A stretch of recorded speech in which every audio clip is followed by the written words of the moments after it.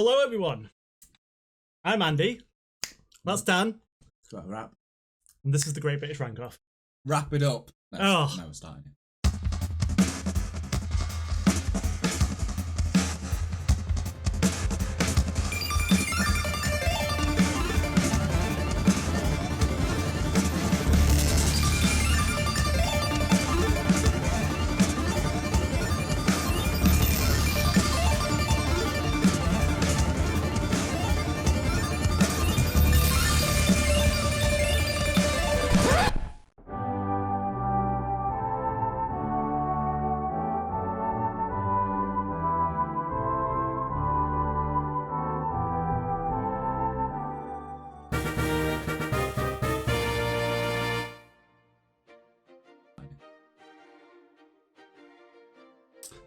So, today, everyone. No. We're back and in person. We are back in person for the first time in a long time because lockdown. Lockdown 7, Boogaloo. So, today we've got an academic Great British Rank-Off for you. Daniel. Yeah. Why don't you tell the lovely people what we're doing? I will. While I take a drink of this nondescript beverage. We're doing Pokemon Professors. Professor. The Nutty Professor now, not something else. Now included Professor Chestnut. It's me. Yeah, Pokemon Professors. Yeah, I'm not on the list, I'm sorry. I lied. I lied to you all. I felt ashamed and took myself off. That's what I don't deserve it. So, today, like Daniel said, we're doing Pokemon Professors. The tiers are pretty much all the same as our first Pokemon on the ranking of the game. So we have Arceus tier at the top, Elite Four tiers second, and then the next one is average Pokedex rating, which was changed from not quite a Pika Romp or whatever it was. A good Pika Romp. Oh, yeah, because I just read not quite a good Pika Romp, then not quite a Feebas and a little bit Trubbish. So they're just staying the same. We were going to do all these like things for him and stuff, but we just... I thought about it for a second and Andrew was like, oh yeah, we'll do it. And I was like, Andrew, no. And he's like, There's 100 nah. of these planned. Nah. We're not gonna. Should we just get into it then, Daniel? Yeah. Alright. First up, we'll start off with Generation. Seen around. Oh, yeah. Fine. As Professor Oak could say, Yeah. hey, Ash and Professor Oak, so he's the first one. So we're going to do it in generation order, game order of appearance. Also, some of the professors are like the extra professors from the games and stuff. Extra ones that appeared in the main game. Yeah. No need for that, Andrew. I was just checking to see if the microphone was So we're going to start off with Professor Oak. Starting off with the man himself. The man who wants you out of the way to make friends with your mom. Yeah, he does. He's Uncle Oak. That's... he's Uncle Oak. Just like Uncle Ralph. Yeah, we don't talk about him. No, we don't. So we do. We talk about him all the time. Literally just never shut up about him. So Daniel, why didn't you start? Well, Professor Oak was the first guy to start it all. He's the first person He's the first person to be a professoring of the... Professor Oak. Anyway, next one. Yeah, he's the first character you see when you start the game. Yeah. He started greets you to the world of... Welcome to the world of Pokemon, he says. Welcome to the world of Pokemon. And that's it. I've seen the R on and I keep thinking it says... I think it's like the Team Rocket logo. Oh. Da-da-da-da-da. That's another... That's another list. Yeah. He's basically your bog standard. I want you to go out and research. I want you to research for you and fill your Pokedex, basically. Yes. His thing is, what is it? Developing the bonds between humans and Pokemon. That was his whole thing. Yes.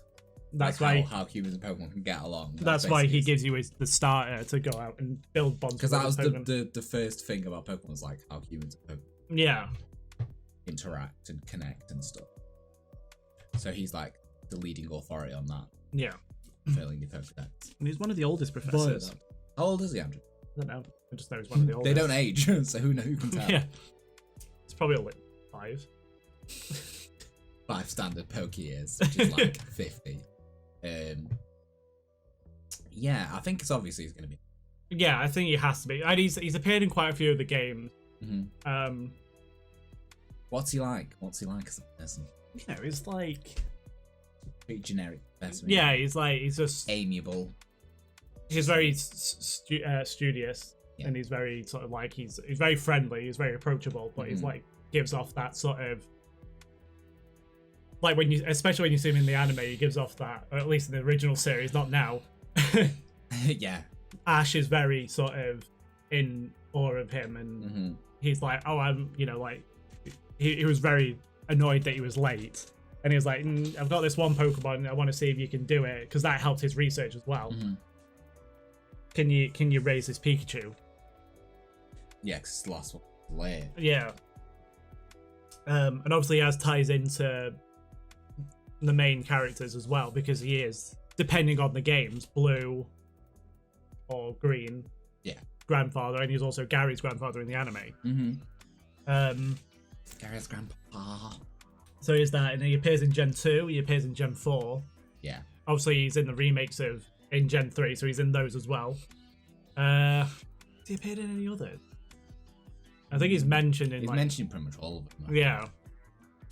And he obviously has his own radio show. He does. He does, which is really cool.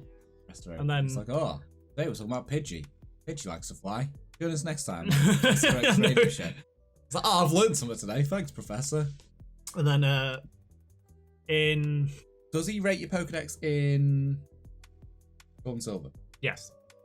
So he's still very much like the main professor in Gold and Silver, even though like we'll get on the to next that in a guys minute. there. Yeah. So he stays prominent for like the first two games. And what would you say about his appearance, Daniel? Just he's the archetype.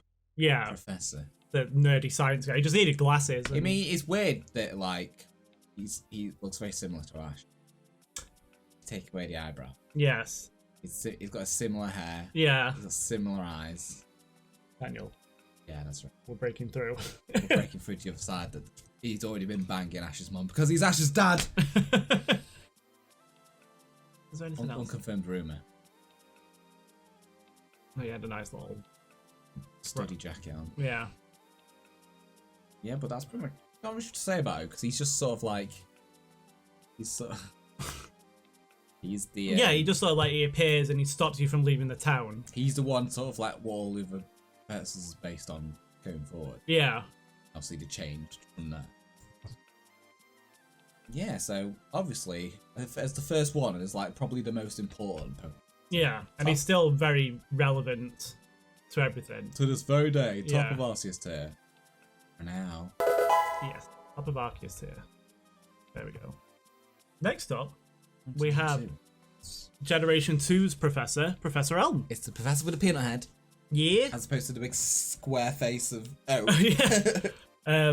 So with Elm, he is very different to Oak. He's obviously more nerdy. He's very what do you call it? He's like locked into his work. But even like when you go into the game, yeah. When you go into the main game and stuff, he's like in his lab working. Yeah. And then he's just like, oh well, I can't go off and do this. I've got work to do. Go and get this egg. Yeah, he tells you like that. Yeah. Go get this egg. Go get it. Take one of these. Throws a Totodile at your face. It's like Even like in the anime, like he was too busy working that he didn't realize that Team Rocket came in and stole a Totodile. Yeah, I remember that. He was so busy working that you hardly saw him pretty much in the anime. Yeah. I mean, you didn't really see him in the game either. No. He was too busy working. He's too busy working, Andrew. You're true there. I'm not gonna put the nail on the head. We don't have to talk about him anymore. Yeah, it's funny because like you look at his design, and I think I realised this before that he's got like an egghead. Yeah, a very thin egghead because his expertise was Pokemon breeding and eggs. Yeah, interactions between Pokemon and breeding, which is obviously at the time when they released Gold and Silver, there was no eggs in the game, so it was a big revelation that that they did that. But then like as the games went on, they were like, oh yeah, look, there's eggs everywhere. You can breed your own Pokemon. Yeah, it doesn't make sense in sort of the overall in lore of the series, but it only makes sense in the context of like the first games. But then in Heart Gold and Soul Silver they changed it. Yeah. But then he's still shocked about the egg. He's still flabbergasted. Because I think in the original he was like, oh, Mr. Pokemon's got a mysterious parcel for me. Yeah. But then in Heart Gold and Soul Silver he's got an egg for me. Yeah. was like, Got an egg. I know about eggs. I'm an expert on them, apparently. And then you give him the egg, and he's like, bloody hell, it's an egg! Jesus, hit the deck. It's gonna blow. But again, like, I guess like the interactions with Pokemon sort of fits into Heart Gold and Soul Silver because you interact with your Pokemon on your journey and stuff. That's very nice. You develop more on that. Yeah. But other than that, he's not prominent in the games. He gives you your starter, you leave. More understated. And then when you go to Mr. Pokemon's house, Professor Oak's there, and he's like, here, have this Pokedex. Slap it in. Yeah. Slap it in. And then he just... There's not too much to him. Like, he doesn't appear that much after that. He's... Look at him dropping all his papers. Oh, yeah.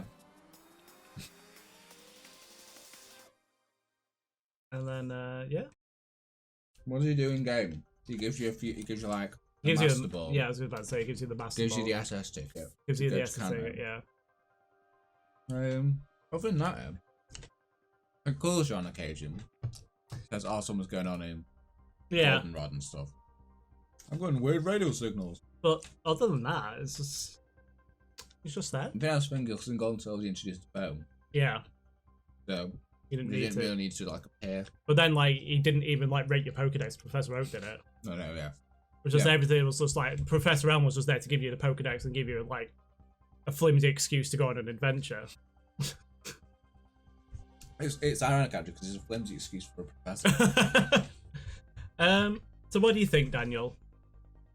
I think he's. I mean, we've really dissed him now. We have. They're probably average. Yeah, I don't think he's that low because he's still. I like his design and stuff. Yeah.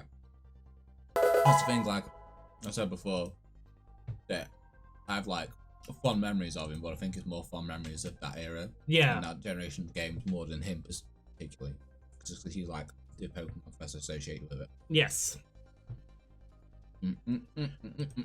All right. Next up, we have Professor Birch. Hoen's. Oh, son of a bitch. Son of a bitch. We have Professor Birch from Hoenn, and he's all about like the environments and Pokemon habitats.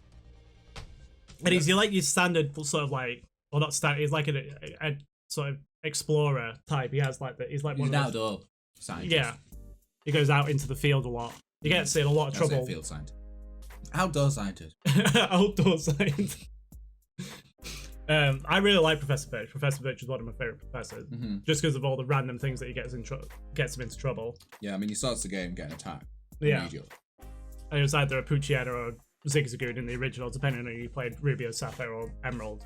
Yeah. And then in Heart Gold and Soul Silver, Omega Ruby Alpha Sapphire, like after each time you complete the league or complete a big story point or whatever, it gets something else. And like at one point, he's getting chased by like a Machoke who's trying to give him a parcel or something. So take the puzzle. Oh. But he appears in the anime quite a bit. He doesn't appear too much in game.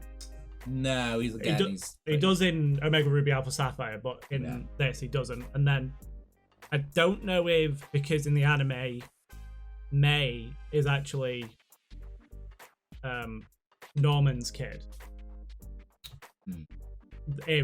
Because Ash always generally represents like the male version of the character. So he represents like Ethan, and he represents. So then the female trainer will be like in the anime. Yeah. So and he usually kind of has like an appearance of them. Yeah. But he didn't really have an appearance of Brendan. So I don't know. Brendan is actually supposed to be his son, which would be quite interesting. Yeah. I mean, he's got a stupid hair. Yes, he does. So maybe if he took it off, we'd see he has exactly the same hairstyle as the professor. It's like it's identical. There's nothing on editing the wiki. him. There's nothing on him. What? We read all these last time though. I know. This feels like a different one. This is the one I was on. Taken down. Yeah. So basically, they base the professors like their specialities, what the new mechanic is for that game. Yeah. So Oak was just your basic. You gotta fill your Pokedex. That's the introduction to Pokemon. Gotta catch them all and all that. Elm was the eggs. Elm was eggs breeding and like developing friendship with Pokemon. Birch was all about habitats and Pokemon because that was where the story. Effects on Pokemon and stuff. The new environment. Yeah, that was like the big thing of the story was obviously Gradon and Kyogre. But I like going, and he's like, ooh, well, like water, I do. And then Rick was like, hey guys, pack it in. Let's come down. I just summed up the whole series. Yeah, he did. Fantastic. But yeah, Birch. So like, yeah, he had a big prominent role. He was in the, like I said, he was in the anime a lot. He did. There was an episode where he was on an island. He just like suddenly turned up, and he was like on an island with like 2 rivaling islands. Okay. And one of them had Huntails, and one of them had Gorobis. And like there were people like had arguments over clan pearls because why like, would you know, yeah. And like said, oh, Huntail's better, and they were like, oh, Gorobis is better. So he did like research there, and he like got them to evolve into each other. And they're like, wow, your Gorobis is great. And they're like, your Huntail's not bad either. And they all had sex. Yes. And that's the only inevitable conclusion. But compared to like the others, like he doesn't look like, he looks like a professor because he's wearing a lab coat. Yeah, exactly. How could you doubt him? But he doesn't look. He's not like Oak, who's very sort of like stern, and he's got like that sort of old uni professor look to him. And then you've got like Elm, who's the nerdy scientist. He's sort of like the assistant to Oak sort of thing. Yeah. Like, it's really studious. Whereas Birch is always out in the field. He's like wears shorts. Yeah, and a shirt. And sandals. Keep his lab coat. Yeah. Got his like backpack. Yeah. So yeah, where would you put him? I'd actually, because no, I'm not going to say that. I'd put him Arceus tier, but below Oak. Andrew. Because I really like Birch. I do like Birch. I like Birch. Go on then, Andrew. I'll let you have that one. Yeah. I don't think I have any strong opinions about Birch. Wait, I don't dislike him. Yeah. But I just feel like when he originally played Ruby and Sapphire, I didn't really have any like. I have no strong opinions, one way or the other. He didn't have any strong influence on me. No, I think it's more like because I did watch the anime a lot around that time. And he was there, so I've never seen the Ruby and Sapphire anime. That was like one of my favorite seasons. I'll get in. That's like a completely different story, but I did really enjoy Ruby and Sapphire, the Hoenn saga. But if you feel like he didn't have as big of an impact on you, but he did to me, then maybe you should go in Elite Four. Top Elite Four, maybe. Yeah, because then then compromise. Yeah. Oh no! Oh no, we're on Rowan. Rowan, so you're not here yet. Oh shh! What's a Rowan? No, I don't who know. knows? Oh, Rowan Atkinson, stop it. It's because there's like multiple like things to log onto. It's like. But yeah, we'll put him on top of Elite Four then. Yeah. And then we'll have a look at the end and see where everyone is and chuff around. Alright, let's go to Andrew, we're Diamond and Pearl time, did you Diamond know? and Pearl. We're on Professor Rowan, who is basically another Oak, but with a mustache. So, Arceus here, no, I don't know. Can it? Come on. I was going to say, come on, Professor, be game. Maybe it's this one. The Bulbapedia? Yeah, I think this one out. The Bulbapedia. Yeah. I am Bulbapedia. There you go. There we are. So he was Professor Rowan. Yes. He brought back the Stern. He did. He brought back the Stern. Ironically, Mr. Stern was in Ruby and Sapphire. He was classed as like one of the professor things. He studies like marine biology. Oh, okay. It's like, nah, I'm not including him. So Rowan's thing is evolution, Pokemon evolution. Yes.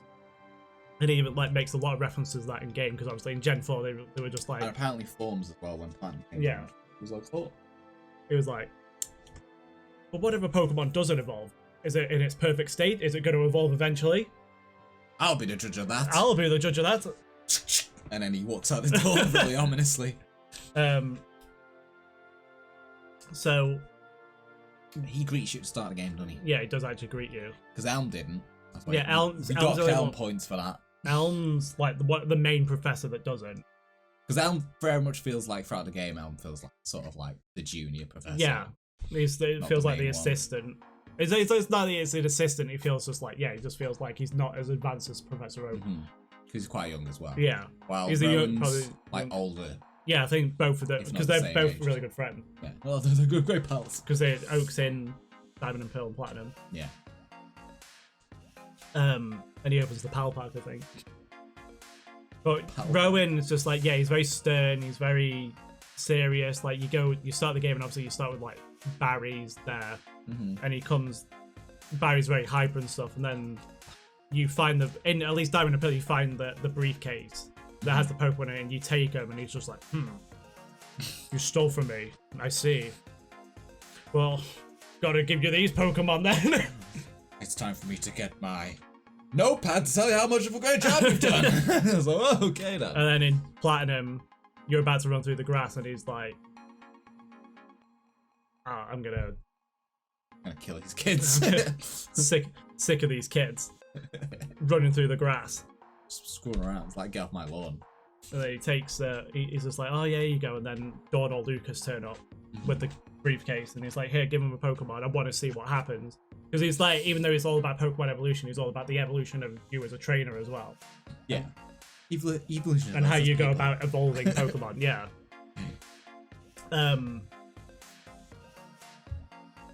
But obviously in Gen 4, like, it was just like everything evolved. Literally everything. It's the one where they added like loads of additional evolutions for existing Pokemon and like extra big Pokemon, and you know. Maybe he was a trainer at one point, because it's been a long while since I've entered this room. Yeah, be a champ. Yeah. Champion. What else about him, Daniel? I like how he was dressed different. He's not wearing a lab coat. No, he never wears a lab coat. Even though it looks like it in his sprite, he doesn't. He does. Like he does there though. Look at that. We just ruined it for us. He never wears a lab coat. I was wearing a lab coat. In game, he doesn't though. No. He's got his waistcoat and his like coat on or something. Yeah. Overcoat, undercoat, under and free. That's probably the best way to describe you. Stoic. Stoic and deep in thought. Yeah. They're just reading it straight off. However, he is incredible. He established a week-long Pokemon Summer Academy activities for the new generation of well-rounded and experience-based education. Professor Carolina. That is, they're not on this list. You can guarantee that. Click on it. I remember like Gary being in the anime, and he did like, bloody hell. Bye. Click close it. Close it immediately. I remember, like, yeah, I think Gary was like studying under him or something. He also appeared from Camping It Up. Oh, yeah. And he's also like field research. I never really thought about that because he is out in the field when you meet him. I think like from Birch onwards, he tends to be more out there. Yeah. Doing stuff instead of just in a lab. There was some more that would be in. Again, he wasn't prominent in the story though. No, he wasn't. Like, he was just, every time, like, you could go back and he was like, oh, I'm really proud of you. Here, let me look at your Pokedex. And he was just like, I just want you to see the Pokemon. I don't even want you to catch him. Yeah, just go have a look. So it's kind of like a half-assed Oak. So here's a half-assed Oak. Yeah, I was going to say, like, in terms of why I'd like him, probably more based on his appearance. Yeah. But he's got a pretty cool look. He kind of looks like a old Looker. He does. I think I mentioned this before, he could be like Looker's dad. Yeah. He's got a look of Looker. He's not, but he could look like him. And Andrew, let's time on. Yeah, let's do it. Oak's Ash's dad after all. So where would you put him? Probably average again. I'm touching my breasts. I'm not turned on. It's because he looked like Looker. Oh, he's such a looker. Above? Below Elm or over Elm? What do you think? That's hard. It is hard because I think I would choose Elm, but I don't know if Elm down in terms of quality. We'll leave him there for now. We'll leave him at the bottom of that for now. Yeah, we'll match up. But I think they're probably about the same because they're not very prominent. No. Both of them are. I feel like Rowan's less prominent, but I don't know. Yeah, does he appear in the story? No, because it's like... It's Cynthia. Cynthia's the one who goes around and does everything, isn't Cynthia and then Dawn and Lucas, depending on who you're playing as. Yeah.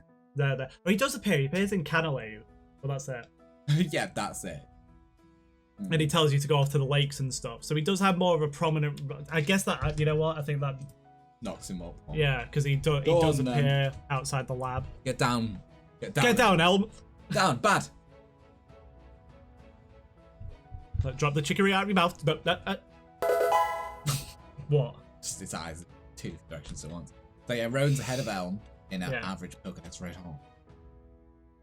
I think that's probably the best place for him. Yeah. That's the best place for you, Rowan, you shit. Okay. Yeah, I think so. Yeah. As like I said, I think the main reason I thought, he's cool, is just like how he looks. Yeah. I think just that him being more prominent as well. Yeah. Is he? I didn't know that. Yeah, I think I remember reading it. Oh yeah, I remember you telling me. He's sulking in the Balestone department store with an outrage. So I want to know, basically put him in the best. because obviously, like in modern times, you get either a Turtwig, a Chimchar, and a Piplup. But he gave Cynthia her Pokemon. But she doesn't use any of these. No. Well, it's always insinuated. You always give different starters, like. People be like, oh, I got my Pokemon from the professor, and it'll just have like none of stars that are like random Pokemon. Yeah. It was like that with Ash. Gave you a Gibble. Yeah. And went strength to strength. But now we're on Generation 5, Black and White. Oh, yeah. Black and White. Pokemon Masters, got them on all the Masters. We're on. Pokemon. I didn't want you to open a picture of it. Open a PNG of Juniper right now. Click on her name. Thank you. I'm struggling, Daniel. Stop PNG, no, stop it. Yeah, we had our first female. First female professor. Professor. I really like Professor Juniper. So she's all about the origins of Pokemon and lore. She's getting right stuck in with her. Yeah, she's like, she is everywhere you don't want her to be. Even toilet. Oh god, it's Professor Juniper. She's like, did you know? Trubbish came out of sure it came out of your ass. So stop it, I don't want any facts right now. I just want to poo. As soon as the game starts, she's very prominent. Like she obviously, yeah, she comes in like that. She does. Does that work? Which hand is that? It's her left. But that doesn't. Kind of, but it's because her thumb's sort of like that. But you can't, not showing the creases. Yeah, because it's like that. Chop you. Design-wise, she's fantastic. She does have that sort of New Yorker look about her. Yeah, kind of. Yeah. She's walking there and etc. And when the game actually starts, she's walking to your house. Oh yeah. Relevant.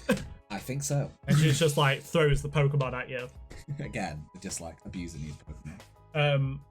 I'm trying to think. I don't think she appears too. She appears quite a few times in Black 2 and White 2. I don't know if she appears much in Black and White. She shows you how she's actually comes out and shows you how to catch your Pokemon. Yeah, she does. Usually, she does do that. I really like that she's. I'm just seeing where she's been. Yeah, she was in Chargestone Cave. She shows you a few things, and when she calls you, she appears sometimes. Because that weird caster thing. Is that in Black and White 2? You'd like pull Oh, the cross transceiver. Yeah. Yeah. Yeah, she's sort of cool, isn't she? She's like, yeah, she's trainers on. Yeah, she does. Even if she's Yeah, because obviously it's all about legends. I mean, there's legends in every Pokemon game, but it's what they made the main focus. Yeah, there was a big. I mean, like, yeah, you said like the Diamond and Pearl had the legendaries, Ruby and Sapphire did, but the story of Black and White was really well done. Because it was more about not just the origins of Pokemon, but the origins sort of like of the region. Yeah. About what their legendaries focus. Black and White. Well, look there, she's from behind. You can see she's got like ice cream hair. She does. She has like a vanilla hair. That's true. Yeah, she gives you Pokedexes, but then. Well, I can't Pokemon the Party Evolves. I can't remember that. No, I don't remember that. But she appears. I know she appears a lot more in Black 2 and White 2. Yeah. She you go to.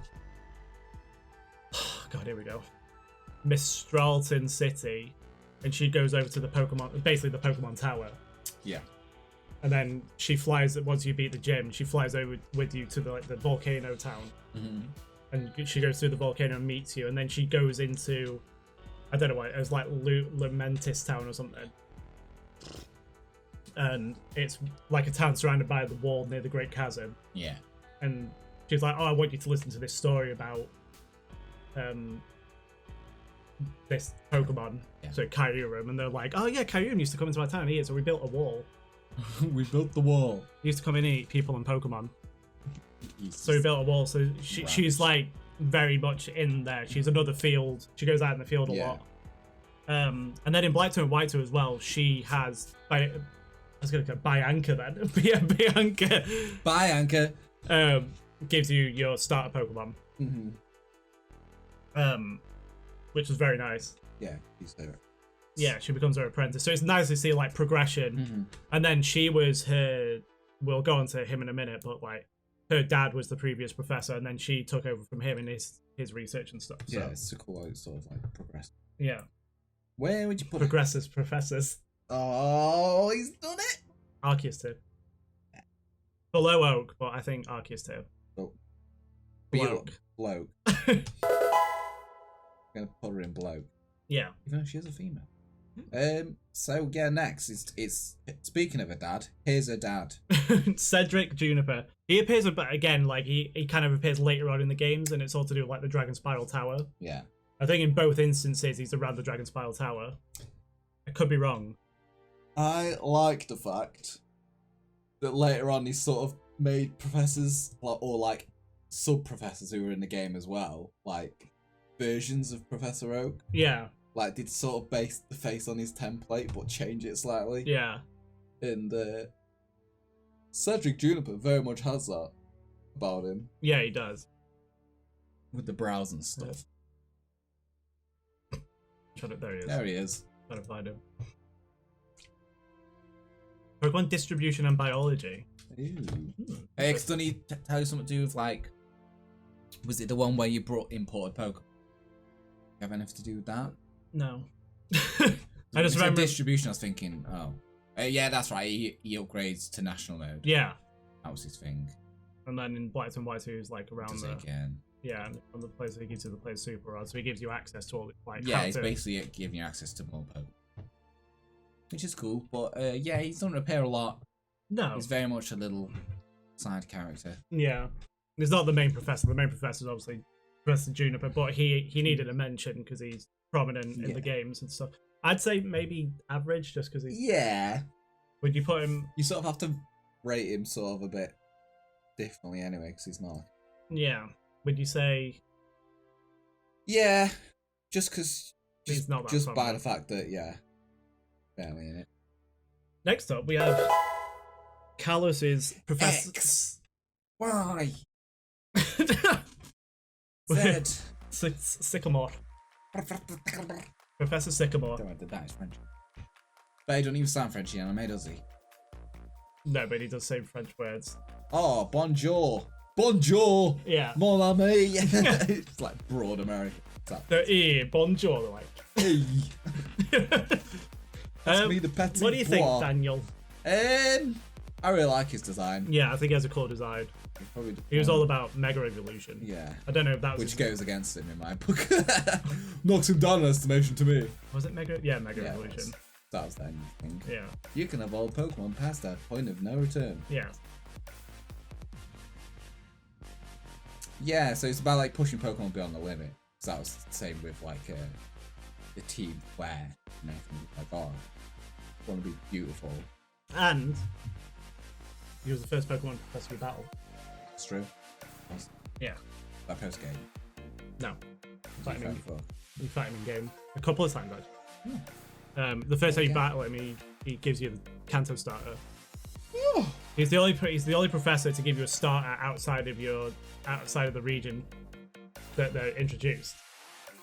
Because he gives you the Kanto starters, but you get your Kalos starter from the friends. Yeah, friends. I'll cast friends. Not gonna talk. We'll rank them, right? Yes. Yeah, like you only just moved to the town, and he's like sends a letter to your mom. What is it, these mom hunting professors? He basically leads you to learning more about Mega Evolution. He wants to learn more about how the energy builds up inside a Pokemon in order to and how it reacts with you in order to Mega Evolve. Mm-hmm. And then later on, does he show it off later on? I don't know. I know he gives you one of the Mega Stone. I think he just has. No, they're not holding items. Oh. So, but you can only Mega Evolve one Pokemon per battle, so you wouldn't have been able to show them off anyway. Yeah. But then, like in the post game, he goes to like the Mega Ring and that big stone in Anastar City and stuff. And then in the anime, he had a big prominent role in the anime, and he had a Garchomp. I remember they had a Mega Guard jump. And he appears a lot in the story, I think, because he appears obviously like once you get to the, he appears at the start, like to introduce you to the world, and then he appears once you get to Lumino City. You get the Kanto Star, you battle him, get the Kanto Starter, then you see him a few times as you're going towards that city that I've forgotten the name of, Sholo City. And then he's in Cormarine City talking to the champion and stuff. So he does appear quite a lot. And the fact that you battle him, because obviously you originally were supposed to be able to battle Professor Rowan, they took it out. Yeah. And he does have a lot of relevance, but I think the thing that takes him down a bit is because there isn't a third game to advance on him. That's true. They never did one. No, I mean they didn't always advance on the professors and stuff, but I feel like he gave him an opportunity. Yeah, I feel like with Juniper they did. They advanced more on her, and then she was more prominent and stuff. And while he was prominent there was no Z to sort of like learn more about Mega Evolution or learn more about the legendaries. That still really irritates me. About X and Y, it's just like, oh, Team Flare got the cocoon and got the tree. But it's like, well, where did they get it? They just have it. They don't explain it. How did that's the Apple Corporation? Yeah. Bought it probably. Betty, Professor Willow is one of his top. Oh yeah. That's cool. Yes. I know. I think he's really cool. Probably one of the trendiest ones. Yeah. Like, oh, French. He's got to be stylish. He's got to be a fashionista. Let's see. Sycamore learned a lot from Professor Rowan when he was younger.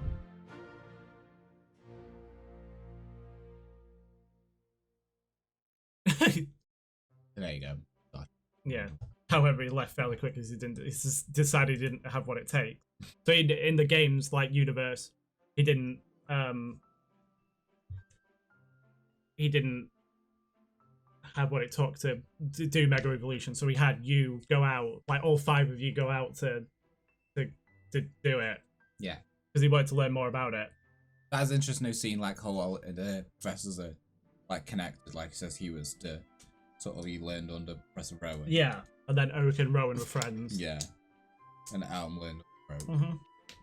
Pretty sure Birch learned under Oak as well at some point. Yeah. Oak probably taught most people. Yeah. Or Rowan, because he was like on the same part. Yeah. I think it's the 3 cards started Pokemon in reverse Pokedex Holiday. What a loon. Maybe you should calm down. Yeah. So, yeah. I really like him. I think he's got a cool design. He just has a like. We're not like big fans of Mega Evolution, so we can't really say much about that. All. But the fact that it does link into the lore of Mega Evolution. Yeah, he's very tied into the story. And yeah, he is. He appears a lot. Yeah. Which one are? Maybe, I don't know. It's like he's in between both. Maybe top. Just because I like Birch, but I think You do like Birch. I do like Birch, but I think Sycamore, because Sycamore's more prominent in the story and stuff. Like Birch is more prominent in Omega Ruby Alpha Sapphire, but you don't battle him or anything. No, he loses points for that. Yes, whereas Sycamore you do, but I don't think. I mean, maybe he is Arceus tier. I don't know. We'll see about knocking him up at the end. I think for now, just top of Elite Four. Top of Elite Four. So then we have Professor Kukui. Pokemon Sun and Moon and Ultra Sun and Moon, January 7th. Yes. He's all about the moves of Pokemon and like unleashing their true potential of like what they can do. So it's all about obviously Z moves, which were alright. I didn't really rate Z moves that much. No, I thought they were better than Mega Evolution. Yeah. I felt they were less intrusive. Yeah. Because it was just a move. It wasn't like, oh, you have to change your Pokemon and use all these forms that someone could. Yeah. Nah. You could tell they were supposed to be like. Somewhere in Evolution. Yeah. Like, no, we can just make a Mega Evolution. I was like, no! He introduces obviously the game, but in Sun and Moon, he doesn't give you a starter. Hala gives you a starter, but then in Ultra Sun, Ultra Moon, you get your starter from him.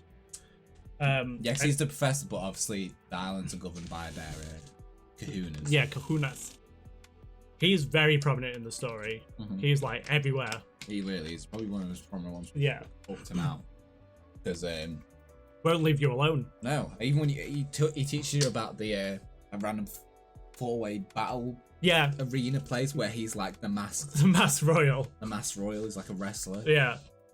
And he's like, you have to fight him and stuff. And he's setting up the league and everything. Yeah, he's doing everything. Yeah, he's just like, because he's like, oh well, Alola's kind of like, it's a very traditional region. Yeah, because like even like the gym, we don't have gyms. It's like no, you have to fight trial captains captains. And do trials. So he's like, oh, I want to do things like the other regions. So he's like setting it up, and then he was originally a trial. Captain. Was he a trial captain? I think he was doing the trial and then he quit to become. Oh, he was a challenger. Something. Yeah, trial challenger. Like Guzman. Yeah, Guzman failed, and then he failed, but he decided to leave because he was like, okay, well, I want to research.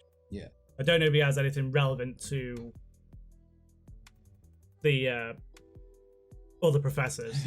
He's expert at Pokemon moves and doesn't take direct hits from them. He thinks he can learn something about them. Yeah, there's a there's a cutscene where you walk over to his little hut on the beach and you stood outside it and you just hear all these noises and then you just like, yeah, Rockruff, do that again. Yeah, I can take it. It's like, it says that his child friend was Mullane, who was like yeah, gym leader. Yeah, he was the steel captain. Yeah. Oh, I didn't know that actually. Well, he went kind of. Yeah, makes his way to Laventon. It's unclear which iteration of the Indigo League he challenged or what end result.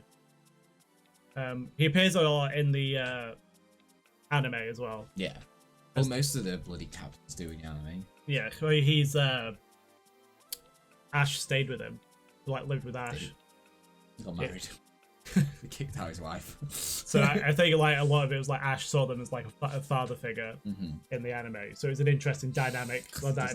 Yeah, Rockruff was his, and then Ash got the Rockruff, and then the Rockruff evolved into the Dusk, whatever it is. The Dusk form. Yeah, the best one. Yeah.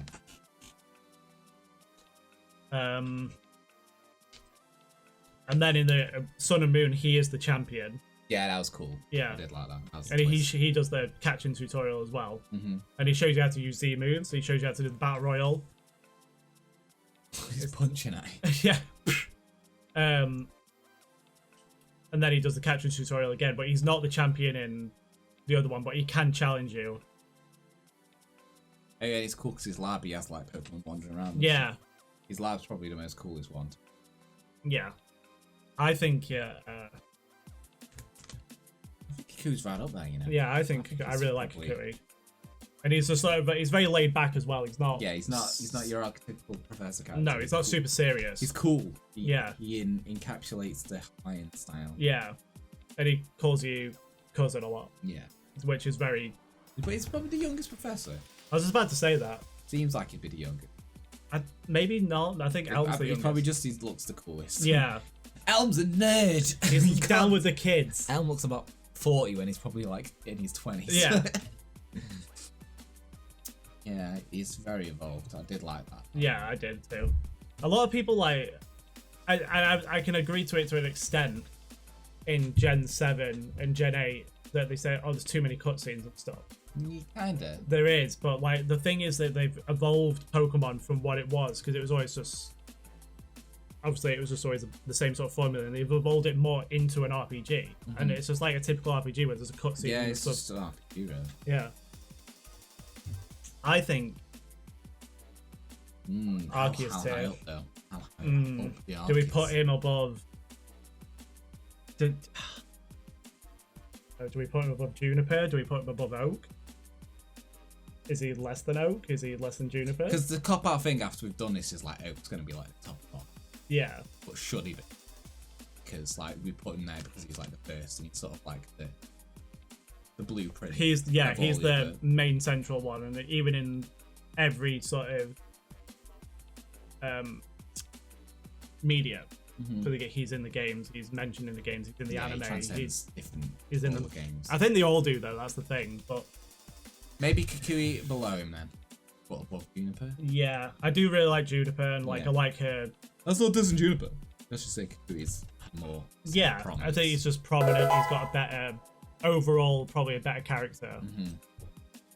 as much as she is cool and stuff. Like she just doesn't. She appears a lot, but she's not super prominent. It's the only sort of like way the rank system's flawed, because obviously to get older games, they're not going to be as developed characters just because they couldn't. Yeah, they couldn't do it. So like you have to like take that into consideration. Thinking, oh, if this is low down, it's not necessarily that the bad. It's just because they couldn't really be as developed as later ones. Yeah. So, I was just gonna say, he's above Professor Juniper and below Oak. Yeah. For now. See. But yeah, next we're doing his wife. We're doing his wife. Oh, did she? I didn't realise. Yeah. I didn't realise it because I only did it once. I don't remember reading it. Oh yeah, she was. I remember there being a female professor in it. Mm-hmm. So we're doing Professor Kukui's wife, Burnet. She first appeared in the Dream Radar, which was where the Therian forms appeared, I think. Yeah, it was. That was really. I remember that being really hard. Really random. Her thing is like between dimensions and stuff. Yeah, because she was doing all of that. Dreams and reality. She was studying the ultra space. Yeah. Well, the ultra wormholes. She's in Sun and Moon. She's researching the ultra wormholes. Yeah, and they find Lily like passed out or something, don't they, on the beach? Yeah. And they take her in, and that's when they find like Nebby. Mm-hmm. And then her and Professor Kukui get married, and she sort of does like dimensional research in Hey City. Yeah, because obviously the ultra beast start appearing. Like, oh no. Yeah. Ultra wormholes. I really like her design. Mm-hmm. Well, now that I've read that, I'm like, I don't remember her being in that. No, I can't. I remember reading it. I was like, oh yeah, that's crazy. Does it show her? It's crazy. I think I've sort of seen some art of her, where she looks different. Yeah. Hello? It's interesting though, but like again, she's not the main professor. She's not. She's married to the professor. Yeah. She's married to the naughty professor. I think. But as sort of like an assistant character, I think she's a lot stronger than Cedric. Juniper. Yeah. She has more stuff to do. Yeah. But is she higher than Elman Rowan? That's hard to say. Probably not. Maybe just up from Cedric. Yeah.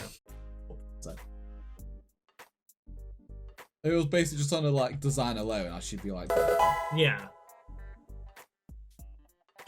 So like even though she's married to Professor Kukui and stuff, she doesn't appear too much as well. Yeah, you can go off and talk to her and stuff. And she's sort of mainly in that lab. Yeah, and then she just kind of pops up some other places, and that's it. Yeah, she's an interesting character though, and her research is very cool. Mm-hmm. Next up, we have the best one. Professor Sam. Is he a professor though? Yeah, he is. Oh yeah, Samson Oak. Because I think his thing was regional forms. Yeah, Totem Pokemon. Yeah, Samson. I wasn't sure because I know in like the anime he was like the headmaster of the school. David Dickinson. Yeah. Yeah, Samson Oak is who is he? It's cousin. His cousin.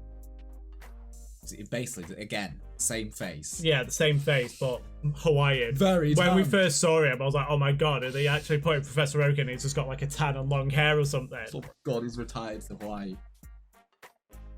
Yeah, he doesn't appear a lot throughout the game. No.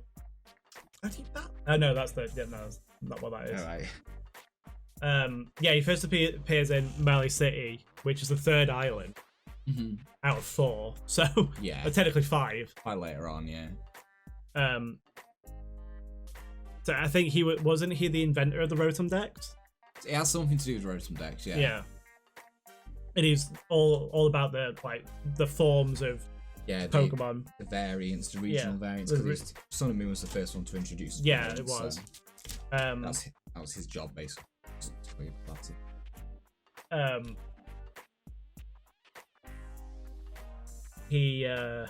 Because in the anime as well, like he asks Ash to take an egg to him, and in exchange he gives Ash an egg, which then hatches into an Alolan Vulpix. But it goes to Lily, and then his hatches into the egg that Ash brought over hatches into a Cantonian Vulpix. Of course. What else is about him? There's not much to him. No. There's a little like side quest. Yeah. Where if you keep finding him, different areas of Sun Moon. Yeah, he's all like studies totem Pokemon as well, and if you give him all the totem stickers, he gives you. Well, I was going to say in Sun and Moon, you find him, talk to him, he gives you like a little fact about certain Pokemon, like a ball in forms. Yeah. And he'll give you like a unique ball. Yeah. Like the Apricot balls. Yeah, it's interesting. I like that though because I really like the variants.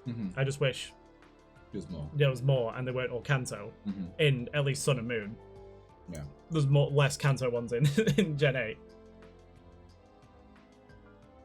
I forgot Blue and Red were in. Yeah, about. Yeah, I really like that, and they were older. It was really cool. So Samson Oak, there's not really much more to talk about. No.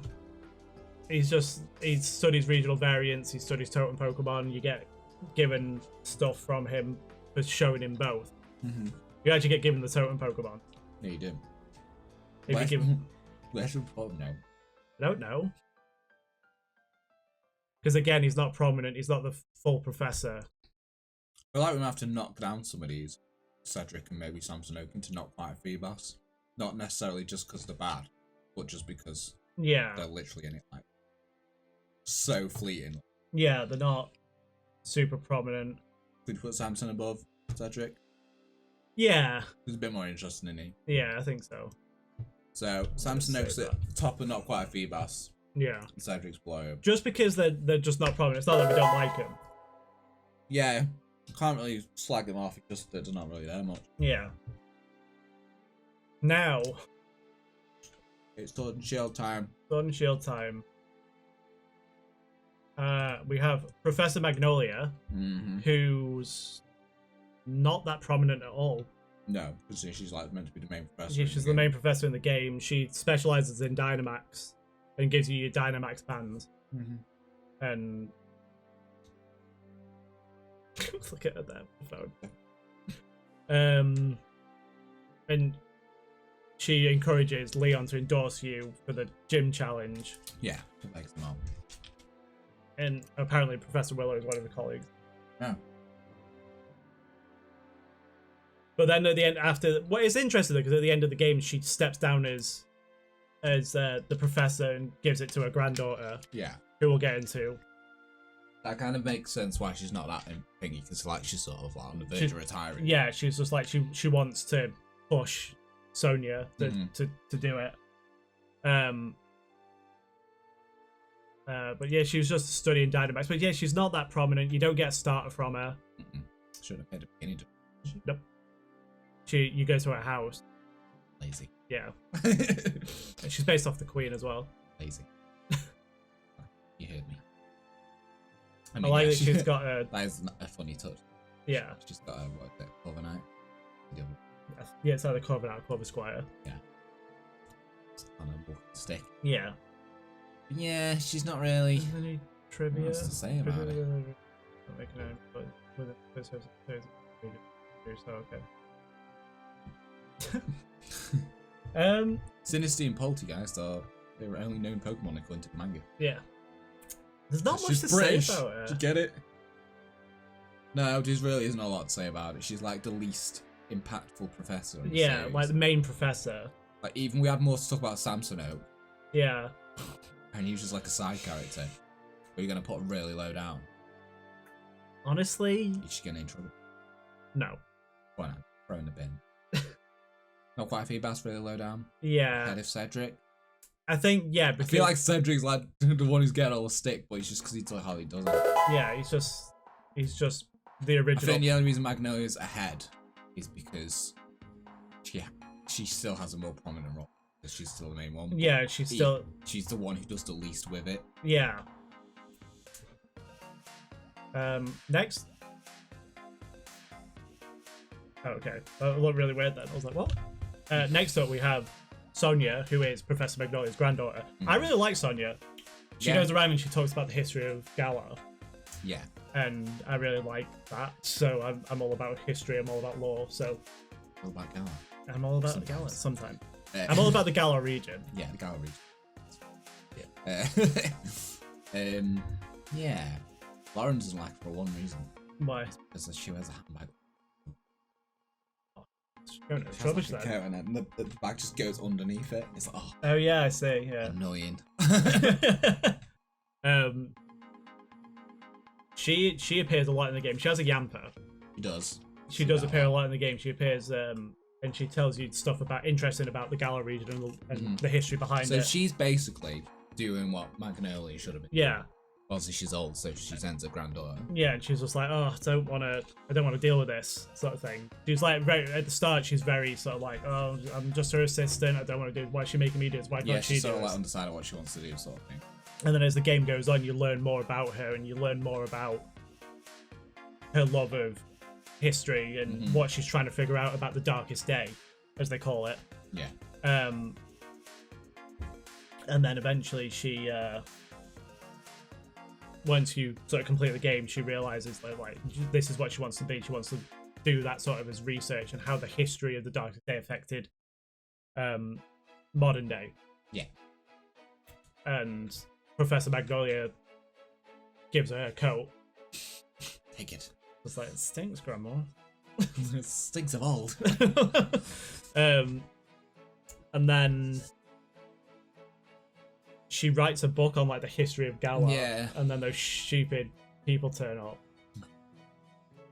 What is post? Yeah. And yeah. And then she appears in the Crown Tundra as well, and she wants you to catch the legendary trio from Unova, Cabalion, Terrakion, and Virizion. And eventually Hop becomes her assistant, which is interesting. Yeah. So I actually looked it up because everyone was like, oh, why did she become it? Sonia's not a tree. There is actually a Sonia tree. What? A Sonia tree. Yeah. And there's a Hop tree as well. So it was why is she called Monkey Puzzle there? That's why I know. Professor Monkey Puzzle. Should be like Sonia Magnolia, wouldn't she? I guess. Unless Magnolia is her first name. Yeah, it depends. It's usually the last name, no? Yeah. I think she was a childhood friend of Leon as well. What did you say? She was a child once. But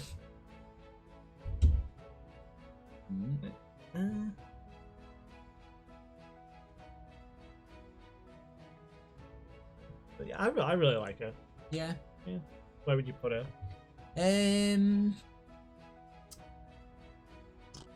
Elite 4 level somewhere. I'd say lower than Birch. Lower than Birch. Just because... Because I think she's definitely hiding Rowan. Yeah. I think the thing that brings her down is the handbag. The only thing. No.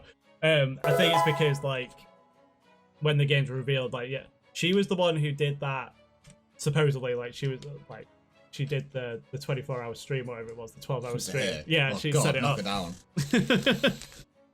I really, like, the whole concept of that was really cool, and I really enjoyed it. Like, just sitting there watching the Pokemon come and stuff, but it was so fleeting. I know, it's so, like, hours between each Yeah, day, it's just like, oh, what are you doing?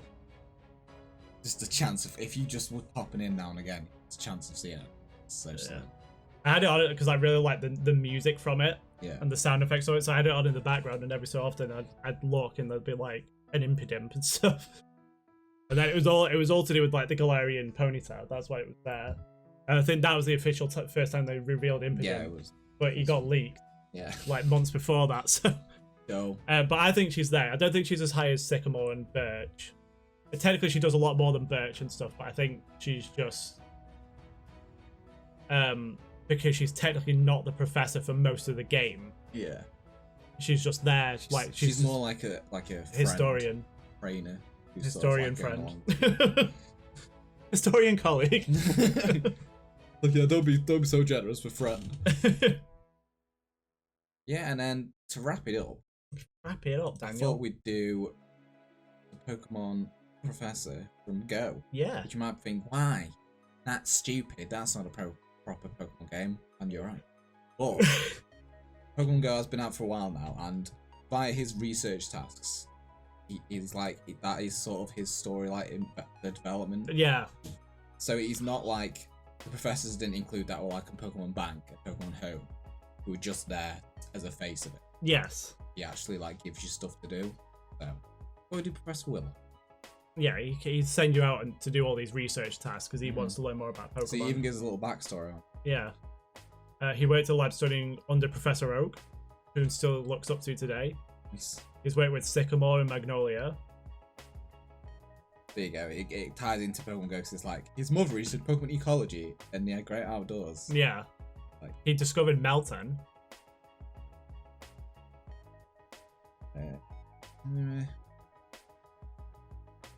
Let's see. And then he brings up the ploy of Team Rocket. Yeah, the plot. Yeah. So, obviously he's very prominent within Pokemon Go because everything you do basically revolves around him. Yeah. Apart from like the team leaders and stuff. But he's covering like every region, whereas most professors only cover one. Yeah. So, it's interesting. And he's tied him into the game mechanics because it's like added to doing tasks that specifically like obviously travel because that's the game. So yeah. It, like revolves around that game's mechanic. Yeah. But yeah, nothing else really to say other than just like, what about his design's pretty cool. Yeah, I like his design. It's sporty. Yeah. Like it's like his style, like his panache. It's hard to judge because his artwork's done by someone different, so yeah, it's different. It looks different to everyone else.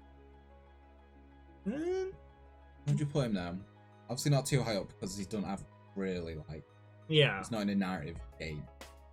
It's hard to sort of judge him by character. I don't know, where would you put him? Mainly based just on like. He does have a lot of backstory and like stuff to him. I mean, still, would you put him higher than Magnolia and Samson? I was going to say Samsung then. Samsung, maybe. Professor Samson. Maybe at the bottom of average. Bottom of average. Yeah, just because he's not prominent. Yeah, he's sort of like. It's someone who's in sort of like a spin-off game. Yeah. Like there was other professors in other spin-off games too. Yeah. So yeah, average. All right, everyone. Well, hi everyone. Here we are again, but we look a bit different. Why, Andrew? Why? Because it's been 7 years. So what we decided to do. Time of recording, I think Pokemon Legends Arceus hadn't even come out yet. Yeah. It was like the next one to come out. So since then, and because this video hasn't gone live yet, or at time of recording it hadn't gone live yet, two other big Pokemon games came out.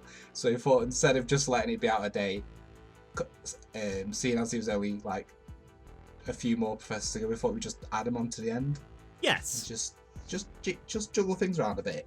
A cheeky it's not trio. Too much work. Yeah. Saves us having to wait like another like 5 years and then do a big update with like more. Yes. Before we just, seeing as the video hasn't got out yet, we'd add these to the end. Yes, lovely stuff. After we did Willow last, so who's our next one, Andrew? Our next one is Professor Laventon from Pokemon Legends Arceus. He is. Or Arceus, whatever you want to say. Whichever pronunciation you want to use. Yeah, however much you like art or not. With his lovely Poliwhirl hat. Yeah, that we've just recently discovered. It wasn't that noticeable in the game. Yeah, the graphics.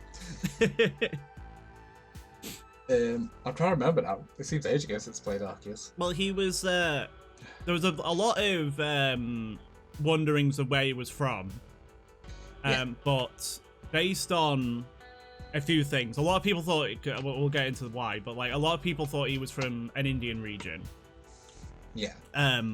But with how Jubilife Village is set up, and with the obviously the exploration team and stuff, it was during that period of essentially Japan and the people from the west coming over.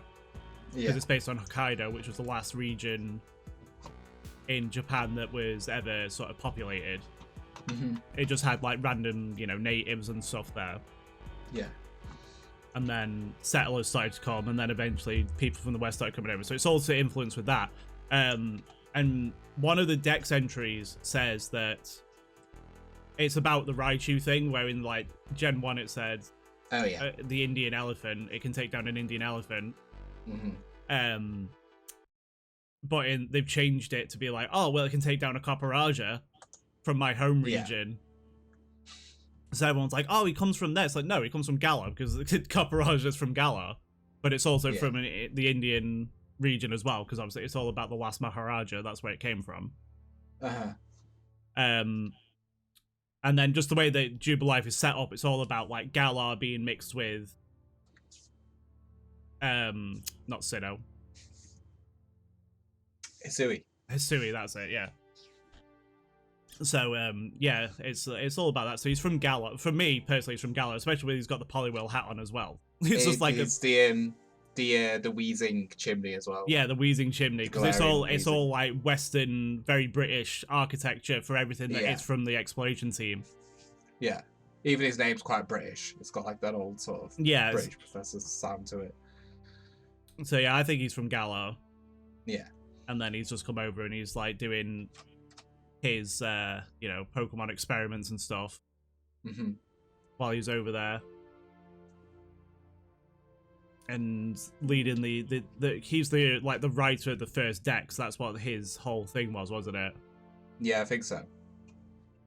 Yeah, because it's like all traditional sort of research journals and stuff. Yeah, I loved that. I was like, oh my god, this is great. I know a lot of people people either don't like Arceus or they love it.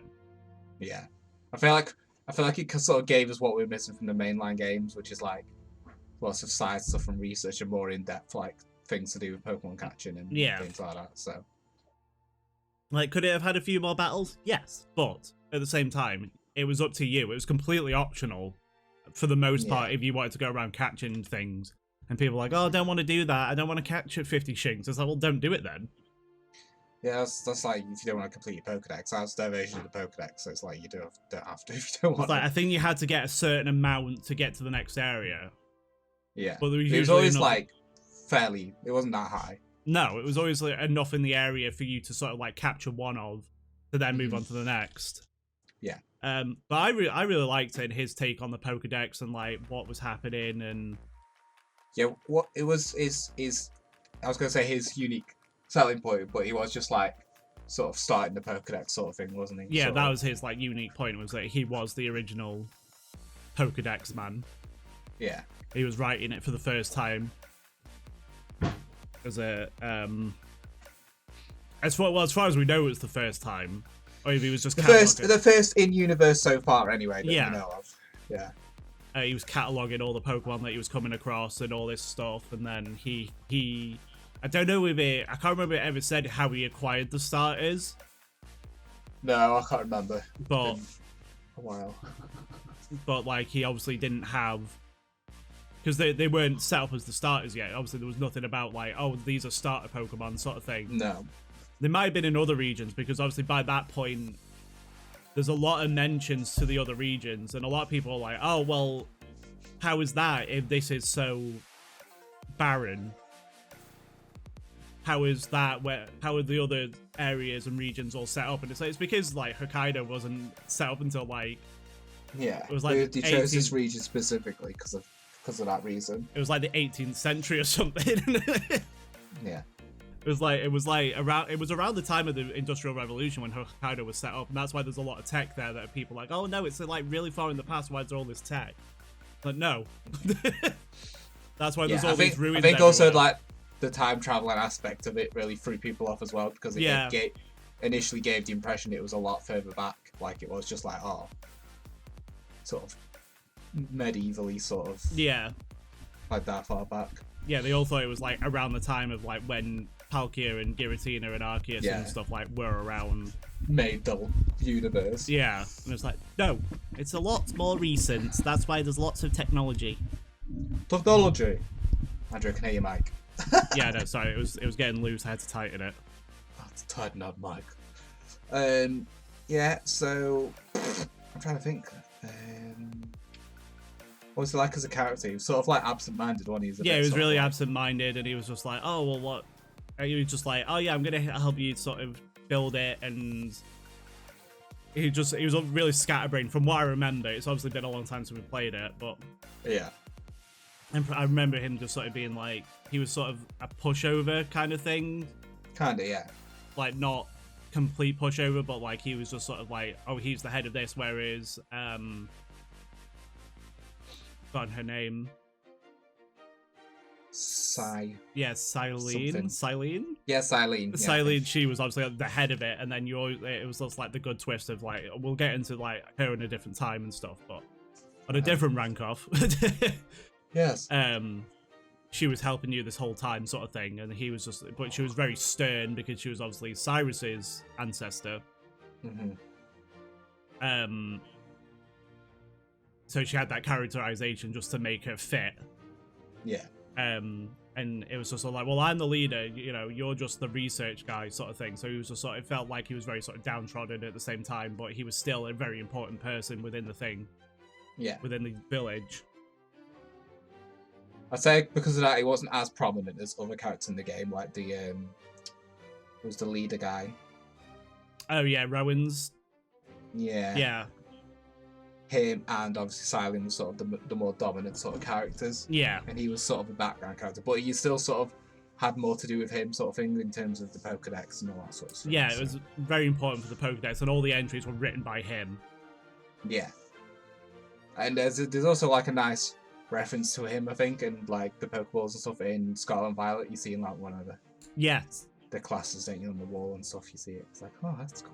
Yeah, it's like one of the classes, like Professor Laventon did this, but what was his goal or something? It's just like what I think one of the questions was actually like that. And it's like actually he made the Pokeball or something.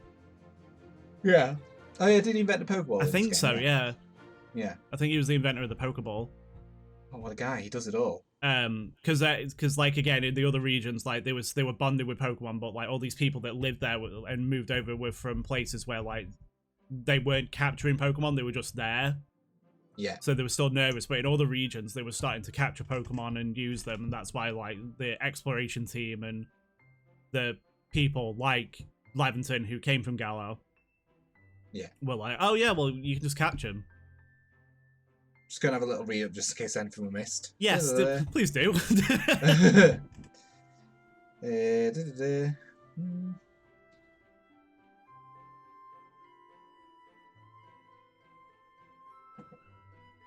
Yeah, the Pokedex entries are written by Laventon.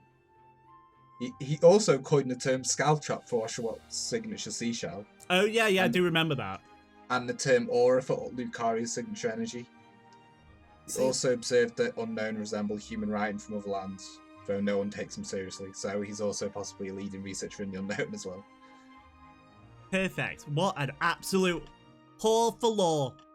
Because I was like, oh, I don't remember him having that big of an impact, but obviously when you look into it, yes, he does. Yeah, and story-wise he didn't, but like... It's because as a character, he's very understated and sort of just there in the background, but like what his impact is on sort of loads of like mechanics and Pokemon, like world building and stuff, he's right there.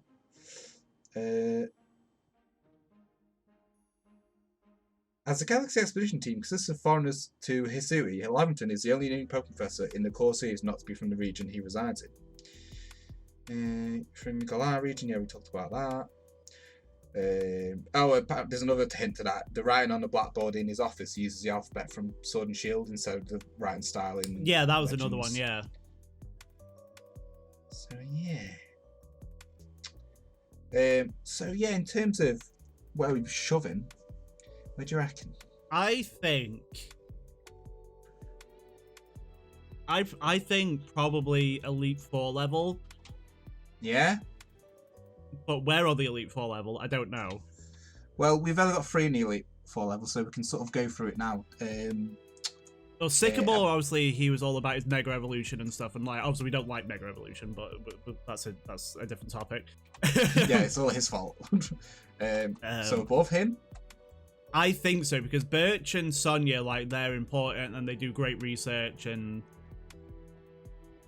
they're like, Sonia is obviously very prominent more than Willow. Is it Willow? Yeah. No, it's not, is it? Who's Willow again? No, Magnolia. Magnolia. Yeah, Magnolia, it's on the list there.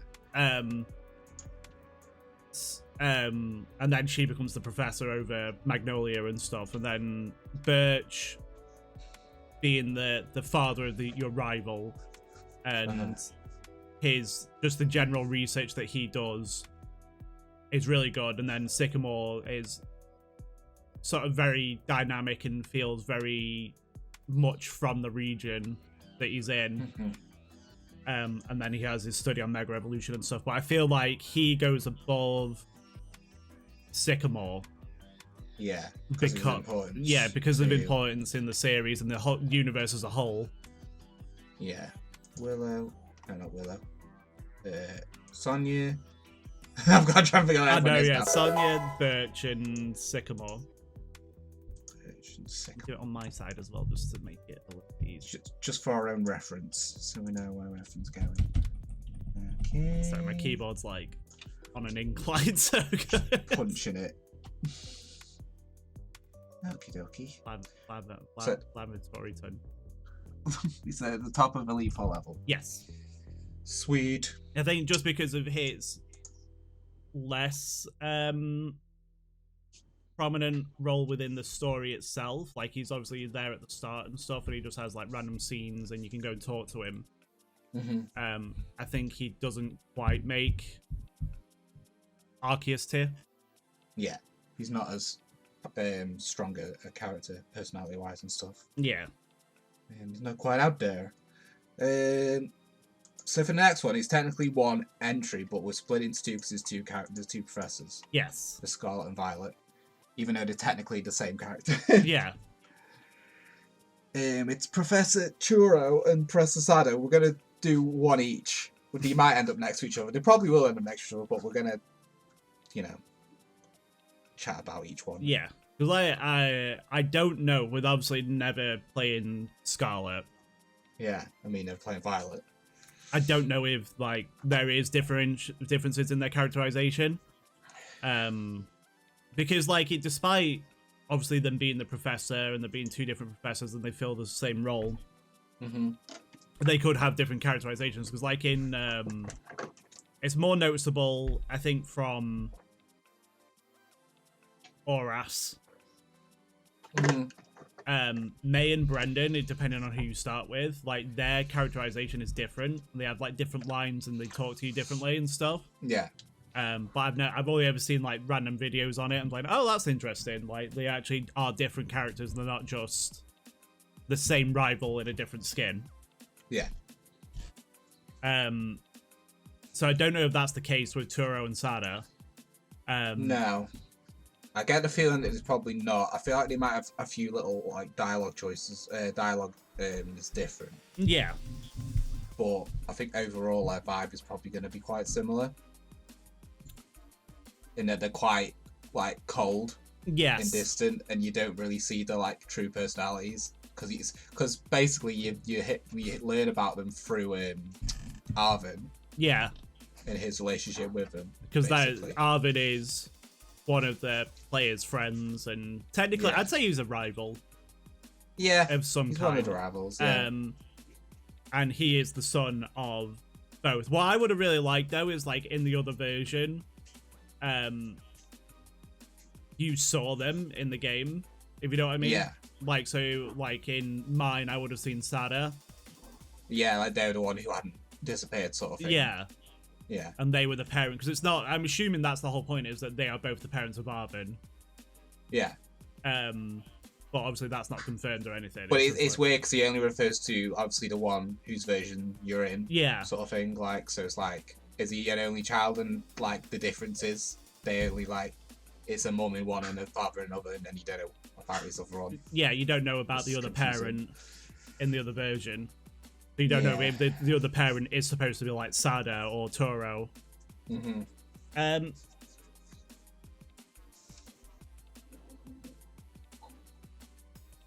But yeah, because it's like their story is probably they're very heavily tied into the story, but it's obviously very late into the game. Like you get information from Arvin, you get random conversations with them when things happen during the Titan story.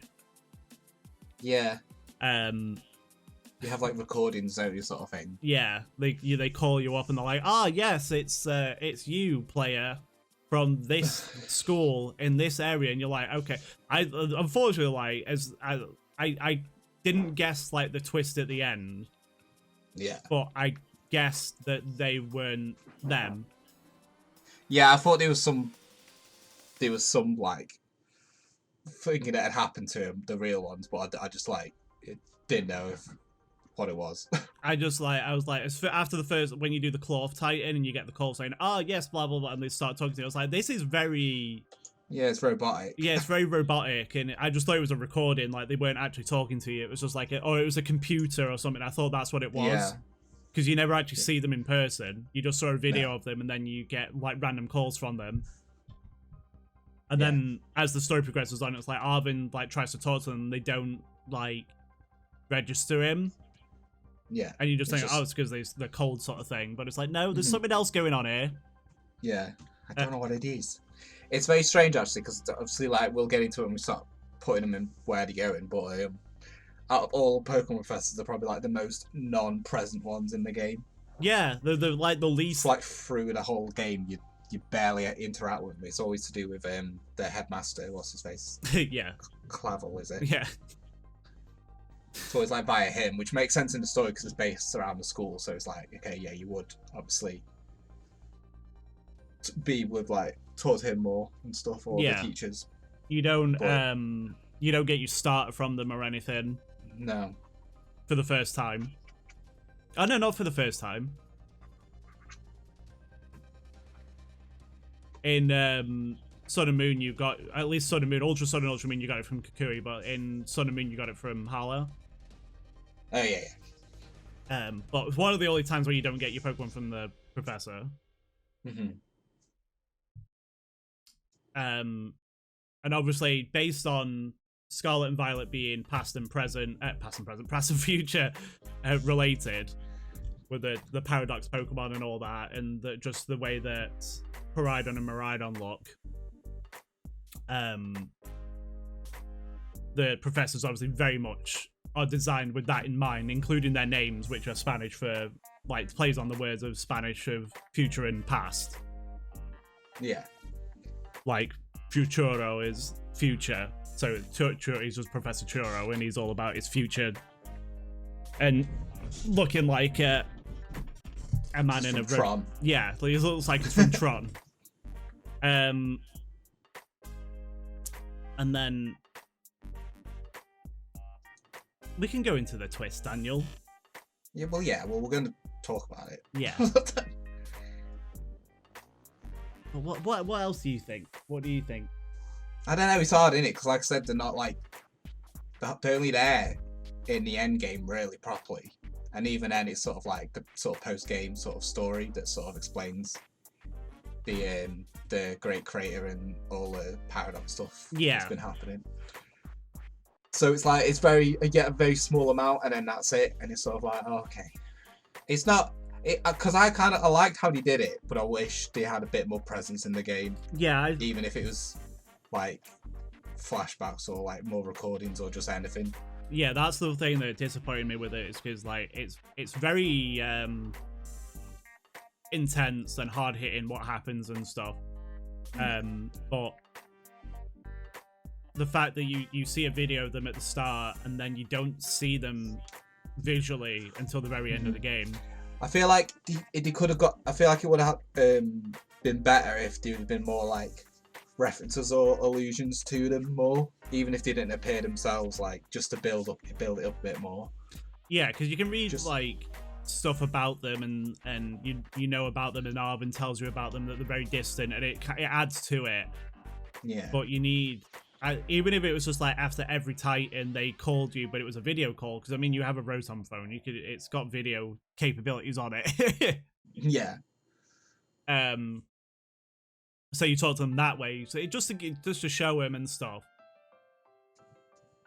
I think that would have been better than them just being there at the start on a video screen and then not at the end, because deep down in Area Zero, that was their whole point. It was that like they're so into their research that they are stuck down there. Uh-huh.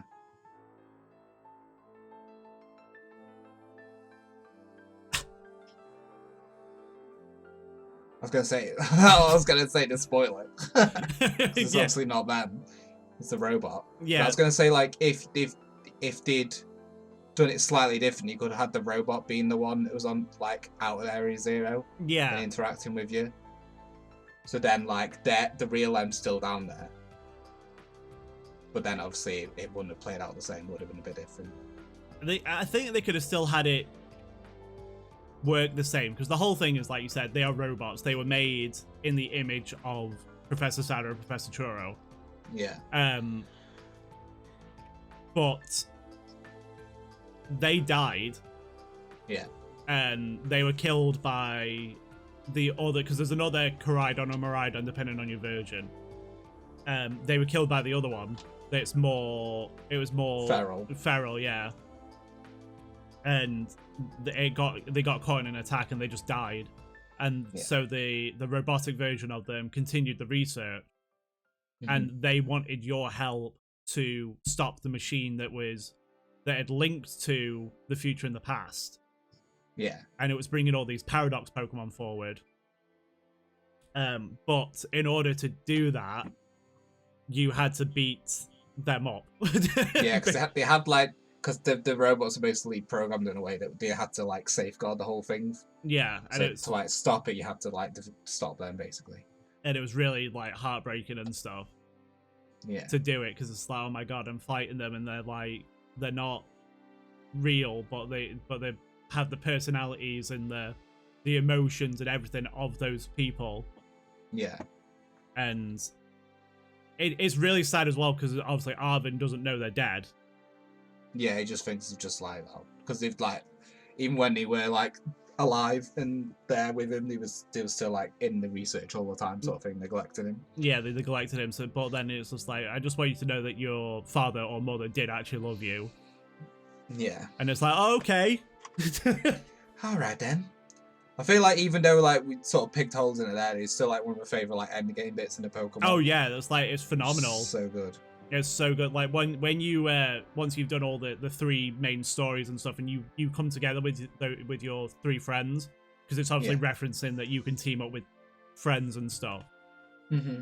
But I really like that you went down there and you were with Penny, Arvin, and I've got a name. Oh no, the main one. Yeah, the main one. I can't remember. You're right. The annoying one. What's she called? I can't remember. Yeah, I can't remember what she's called. It's a good job we're not ranking rivals then, isn't I know, it? yeah. What's her name? Hang on. We're both rushing to find out. Nimona. That's 8. I put Violet, so. I really like that, and then they got to interact as well. And all three of them are very different from each other. So I think that was really cool. And then you go down there and you find out about the professors and you team up with them, and I think it's just a really well done compared to how X and Y did their endgame, where you actually did have like Serena or Callum with you, and the other one, Shauna. Yeah. They were with you for sort of like the end game as well, but they didn't really do anything. No. But with this was just like a culmination of like your adventure, and you were with your friends and you were trying to stop this from happening, because if you didn't, then it would have gone out of control and it would have like they would have just destroyed everything. Yeah. Because it's not even that like they are what they were from the past.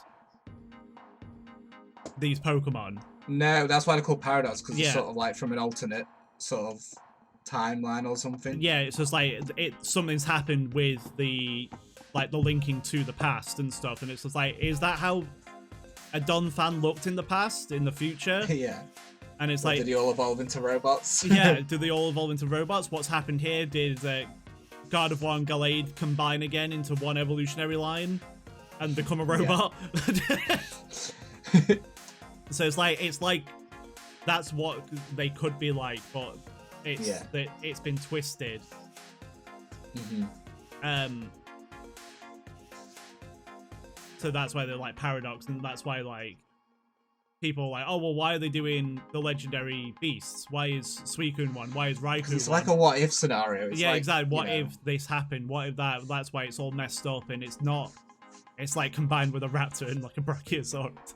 Yeah, I think it is confusing because like the theme of it was sort of like past and future, but technically it's not the same past and the same future. Yeah. It's just like a sort of like prehistoric setting where like these alternate Pokemon are, and a futuristic setting where these other ones are from. So it's like, I can see how people are confused, but you know. Yeah. And then once you beat them up, because they fight you with Paradox Pokemon. Yeah.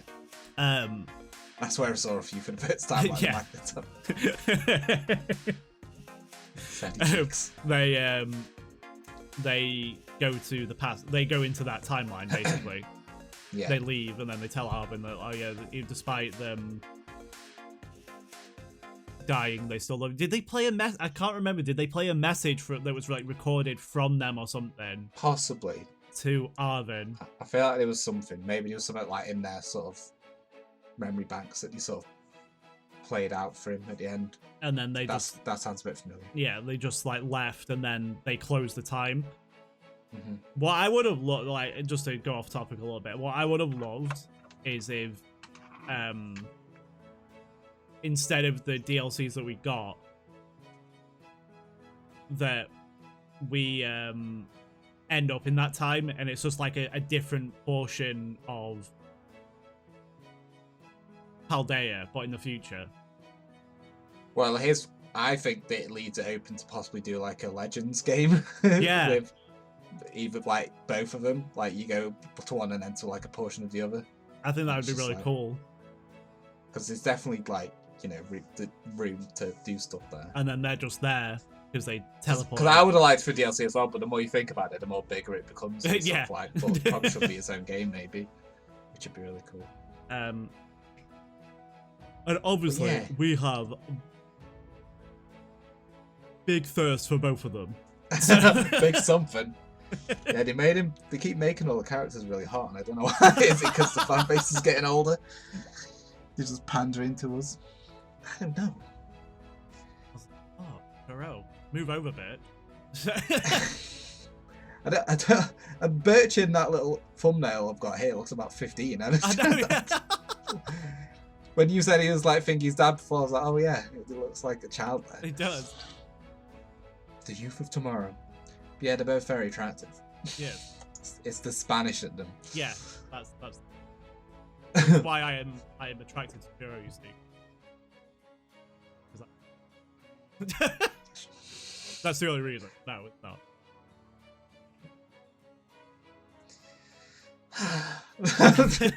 And I like cave women.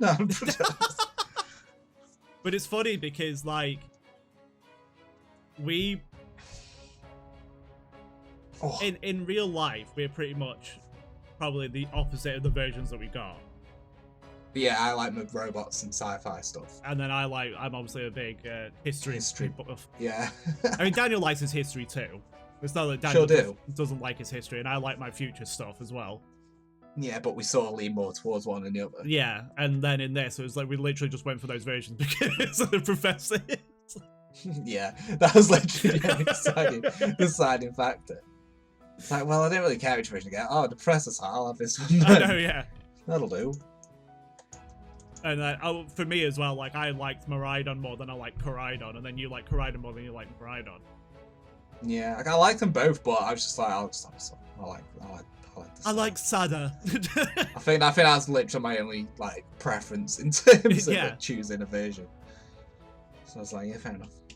But now comes the hard part of deciding where to go. Because even though we tried, they really did a good job there of separating them because they're just too similar. Yeah. From our understanding of them both. I think they played the same characters, so I think they should go in Arceus tier. Do you? Yes. I think they've got a lot stacked against them by not being prevalent in the game.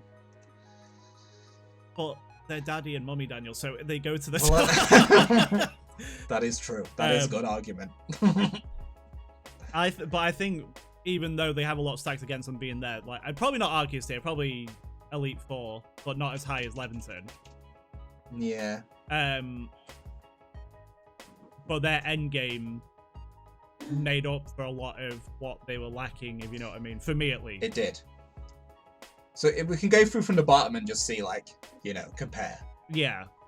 So obviously, fucking, is it Juniper? Not Juniper. Yeah, it is Juniper. Cedric Juniper. Yeah. Yeah, he doesn't do anything. He's just there. He's just her dad. Magnolia's sort of there as well. Yeah, she didn't really do anything. She was like, oh yeah, I can I can Dynamax. That's what I meant. I can Dynamax too. I researched Goes Dynamax, massive. and then like they made a massive deal about it. And obviously the whole point of Magnolia was that she was based on the Queen. Yeah, that was it. Like the Queen, she does nothing. Rip. Rest in peace. Just put that on screen. And then she was just like, yeah, well, I'm retiring now. Here, Sonia, have my coat. Yeah, that's why notably Sonia's higher. Yeah. Have my coat. And then there's Samson Oak, who... Samson Oak again don't really do much. No, he's just sort of there and he's like, oh yeah, and then in the other one, Ultra Sun, Ultra Moon, he's just like, got stickers all around the place. Got stickers, kids. Here, go get stickers. I'll give you a totem Pokemon if you give me enough. I remember that. And yeah, that's what he did in Ultra Sun, Ultra Moon. You get yeah.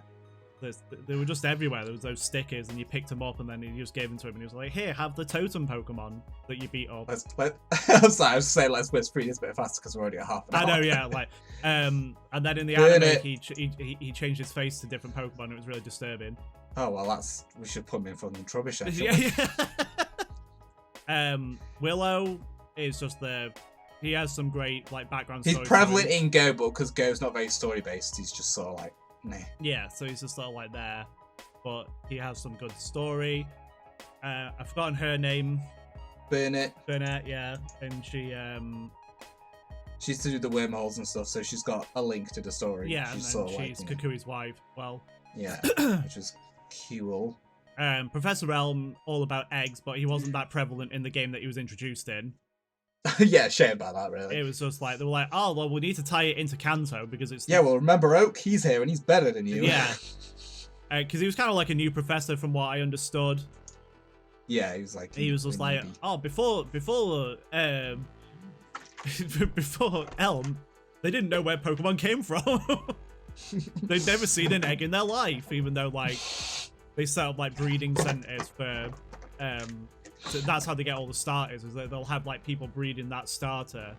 It's disgusting. Yeah, to give them out to new trainers. They showed it in the anime. There was like a whole thing where they were like breeding mudkips or something. Well, that's dark. Rowan is just like he's a good professor and he's got like his whole